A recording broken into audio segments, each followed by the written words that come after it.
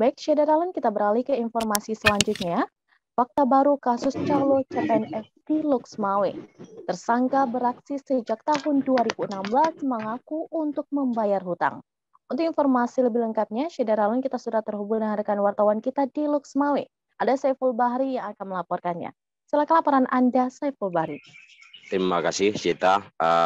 Yang pertama dapat saya laporkan bahwa kasus calo CPNS dan P3K di Kota Loksmawe ini awalnya mencuat itu pada awal Juni 2022, tepatnya pada 8 Juni 2022, adanya 2 korban yang melapor ke Polsek Banda Sakti jajaran Polres Loksmawe.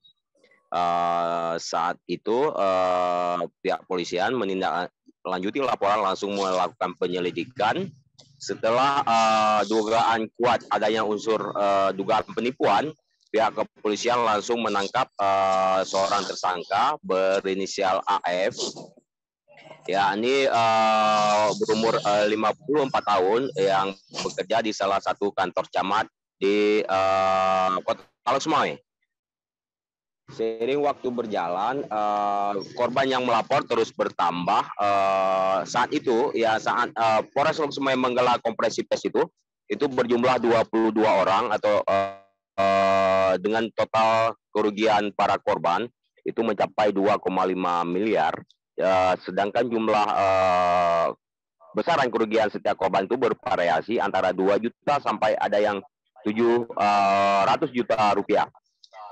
Sedangkan para korban saat itu ada yang berasal dari Loksmawe, Aceh Utara, Biren, dan juga Aceh Timur.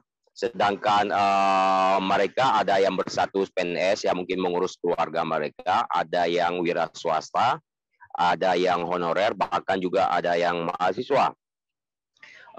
Jadi saat ini sebenarnya untuk menindaklanjuti kasus ini, pihak Polres Loksmawe juga membuka posko pengaduan bila mana ada korban lain yang melapor itu di Polsek Banda Sakti. Jadi untuk informasi lanjutan dapat saya sampaikan sesuai keterangan dari ke-22 tersangka, mereka diduga tertipu di antara tahun 2019 sampai terakhir ke 2010.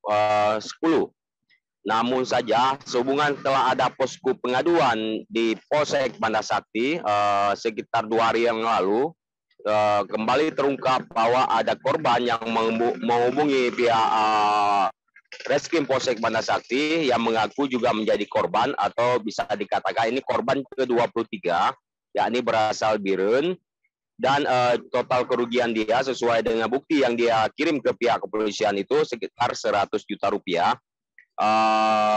Dan dia mengaku melakukan transaksi ataupun mengirim uang kepada tersangka itu pada tahun 2016. Artinya bila awalnya kita diduga kuat tersangka melakukan aksinya mulai tahun 2019 dengan ada korban ini baru yang melapor ini, walaupun belum melapor secara resmi tapi masih menghubungi pihak kepolisian dan lengkap mengirim bukti-bukti, itu berarti kasusnya terjadi mulai terjadi 2016. Sedangkan korban yang ke-23 ini sesuai informasi yang kita dapat dari pihak kepolisian bahwa akan membuat laporan resmi pada Selasa besok atau 2 Agustus 2022. Mungkin dapat saya sampaikan juga sesuai hasil wawancara yang pernah kita lakukan dengan pihak tersangka sendiri, bahwa dia mengaku melakukan aksi ini sehubungan merugi dalam bisnis karena tertipu oleh rekan kerjanya sendiri, sehingga dia juga mengaku dari sebagian korban yang diduga ditipu oleh tersangka juga dia telah menyicil pembayaran secara maksudnya menyicil membayar korban, ada yang sudah setengah ataupun cuma sepertiga dari jumlah total uang yang diberikan kepada tersangka.